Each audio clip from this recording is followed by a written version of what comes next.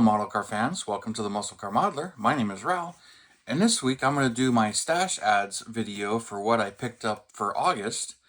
And it was quite a bit because I've done a little bit of shopping. Some kits I really didn't need, but I just couldn't pass them up for whatever reason. And I'll get started with the kits that I picked up from our sponsor Hobby Nut Models. Link in the video description below, as Mark is a real good supporter. And I've got a couple more coming from him as well that he found for me at a show. So that's pretty cool as well. But one of them right here, this is the new release 2022 Corvette Stingray Z51 Coupe. And it really looks like a great kit. Looking forward to building it, although I don't have any plans to get started on it right away. But, you know, figure out some of the plans on what color I want to go with and, you know, if I want to do it with the stripes or not. And find out a little bit more about what the actual Z51 package is. I've started doing a little bit of reading on it, but I'm pretty interested in this kit. But we'll move on to the other two I got from him. Also picked up the 66 Malibu SS 2-in-1 kit, as it's been a while since it's been reissued, and for me it really isn't much of a type of kit that I would build because it's a tilt nose 80s custom. But that's some of the appeal. Now, I do regret that I built one of these when I was in high school, although I tried to make it a bit more stock. So I put a picture up, a couple pictures of it, of what I built, but I ended up selling this one on eBay. But that's what I built out of this one, is I put the Corvette ZR1 engine in it, I put the Corvette ZR1 wheels and suspension under it, cut the fenders away from the hood, put a cowl on it. Tried to make it a bit more stock, but it was still a custom. But that was one of my first major custom builds. And since this kit came out and it has these flame decals and everything, just looks really cool. And so I decided I was going to pick one up and add it to the stash and possibly build it someday. And if I do full box stock, I'll do it with these flames, because that to me is just really cool. Not a big fan of this particular artwork, even though it's really popular what they were doing in the 80s. So I think that's cool, but I don't think I'll actually build it this way. But next up, I picked this one up. Now, those of you guys have been kind of following the channel for a little while, and most recently, I mentioned my 64 Chevelle SS project, about kit bashing a chassis into it and adding an engine to it, since that AMT kit has a basic chassis and no engine.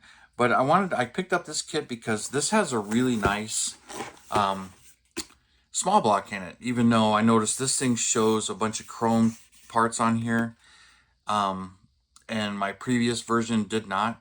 So, and then I also mentioned a while back that I really wanted to build a lowrider just to have a little bit of fun and do something I haven't done.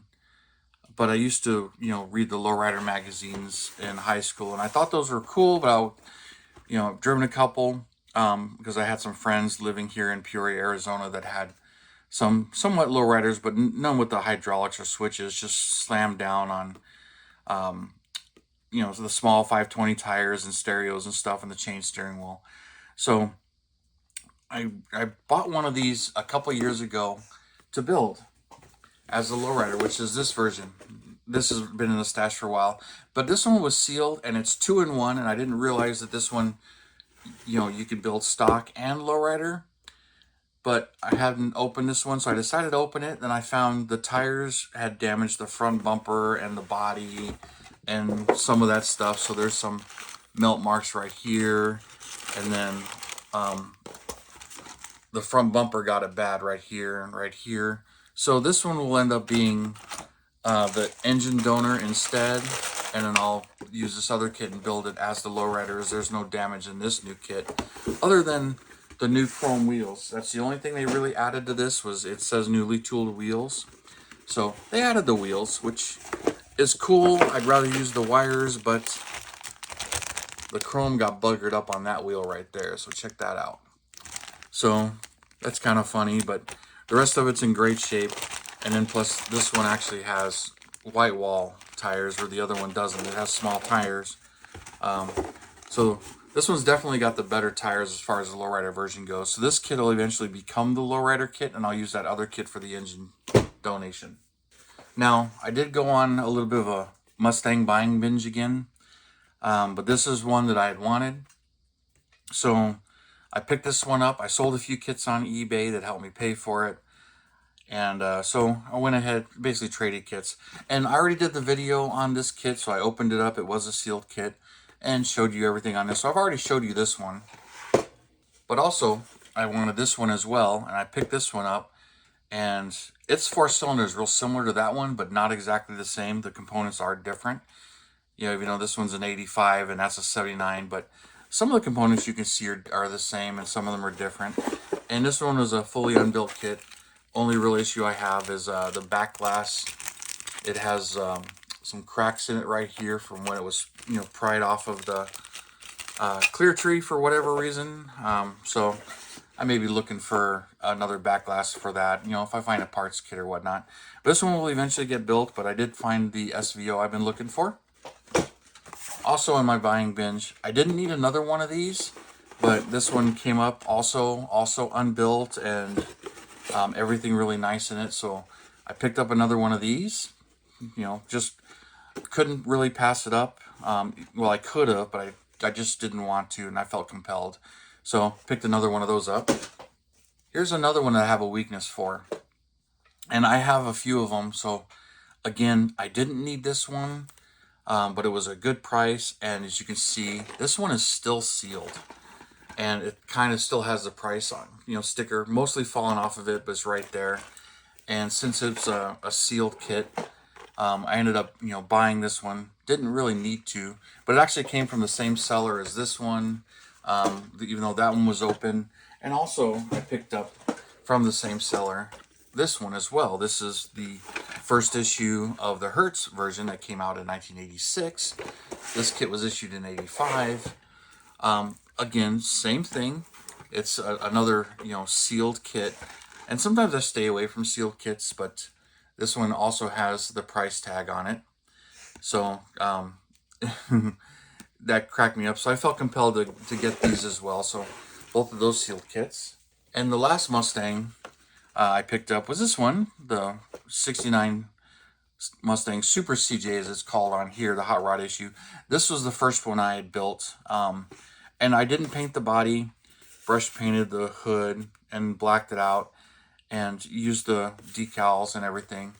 But my original build is the one I tore apart, stripped, and redid as the green one. So I still have the kit today, but it was rebuilt into the one I just showed you. And but I hadn't had this box one, and this one was mint and sealed as well. But I really just wanted the box and the decals. I have the other versions that I can build, but for whatever reason, I was weak and I bought this one as well. Last up this month is this one. Kind of funny, but the 64 Chevelle, that AMT kit. It was asked a couple of times about kit bashing the chassis from this kit into that one. And, I'd already looked for one of these, picked one up from a friend because I wanted to cut it into a convertible. So I pulled that kit out of my stash and was checking just the dimensions and everything. I'll do a video on that because it really looks like the chassis and engine compartment from this kit is going to go in really nicely in that Chevelle. But we will probably find out and see here. But I went over to a good friend of mine, Jim's house, who actually owns a 66 Chevelle. And I drove my 71 Chevelle over to his house to visit with him, hang out, just have a good time, because we haven't sat and talked in quite a long time. So we're talking music, cars, model kits and stuff too. He's into model kits, not as, deeply as I am. But the funny part was, when he bought his 66 Chevelle from the previous owner about 7 years ago, I think he said it was, the guy had like 10 or 12 of these 65 Chevelle kits that he would display with the car, which is why this box is so sun faded, but it's still sealed.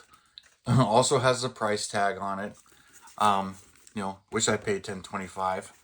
But it was just kind of funny that I mentioned that I was going to entertained the idea of putting this chassis into my other one, and then I wanted to build a convertible. So we were talking Chevelle, since we're both Chevelle owners, and it was kind of comical. He goes, you looking for one of those? And he slid his closet door open, and there was a stack of like 10 or 12 of these.